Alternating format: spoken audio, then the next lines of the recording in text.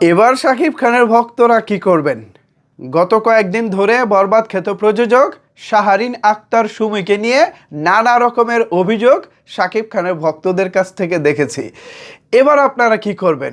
এবার তো আগামী রোজার ঈদে শাহরিন আক্তার সুমির প্রযোজনায় শাকিব খান আবারও নতুন সিনেমার জন্য চুক্তিবদ্ধ হতে যাচ্ছেন।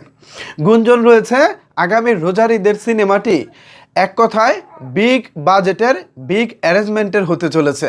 এবার এমন এক অ্যারেঞ্জমেন্টের সিনেমাটি আসতে চলেছে যা আসলে বাংলাদেশের দর্শকরা এর আগে কখনোই দেখেননি।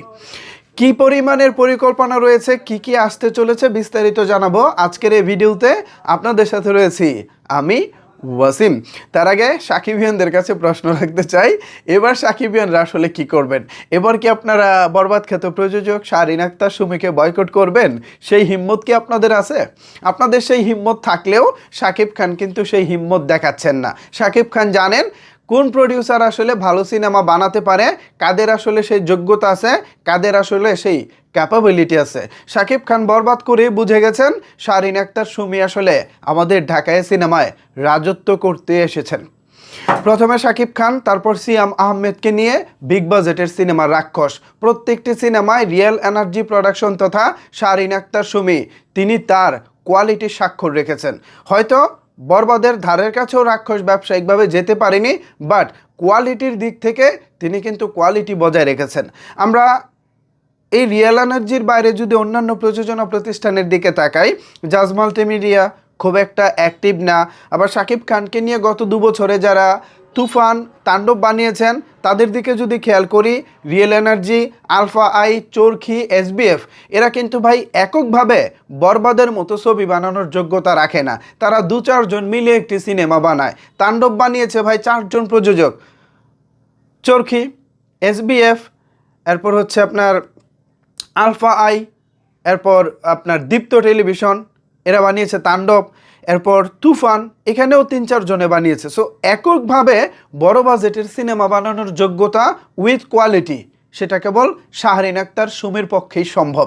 আমি তাকে তেল দিচ্ছি না, আমি তাকে পাম দিচ্ছি না, আমি তার হয়ে প্রশংসাও করতেছি না। যেটা রিয়ালিটি, যেটা বাস্তবতা সেটাই আপনাদের সামনে তুলে ধরতেছি। এখন এই বাস্তবতায় অনেকের ভালোও লাগতে পারে, অনেকের খারাপও লাগতে পারে। এটা যার যার একান্তই ব্যক্তিগত ব্যাপার।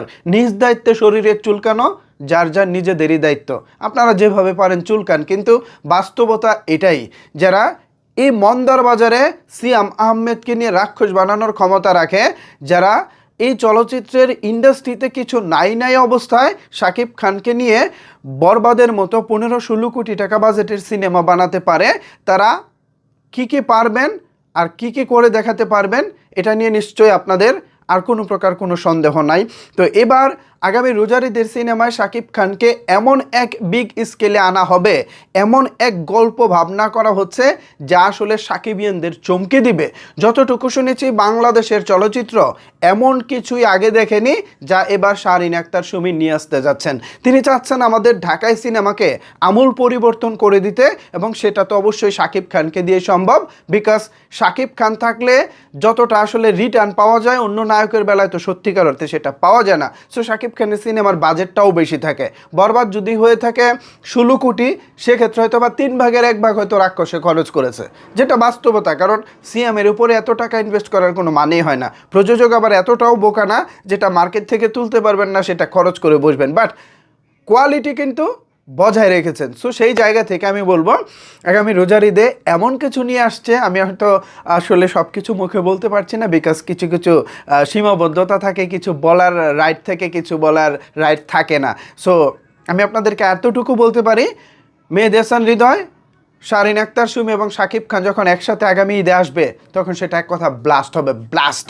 সো ভিউয়ার্স, গুঞ্জন, আসলে গুঞ্জন বললে ভুল হবে, গুঞ্জনকে সত্যি করে আগামী রোজার ঈদে আসছে রিয়েল এনার্জি প্রোডাকশনের ব্যানারে আবারও শাকিব খান। এই বিষয়টিকে আপনারা কীভাবে দেখছেন, কি ভাবছেন আপনারা জানাতে পারেন আপনার মতামত নিচের কমেন্টস বক্সে।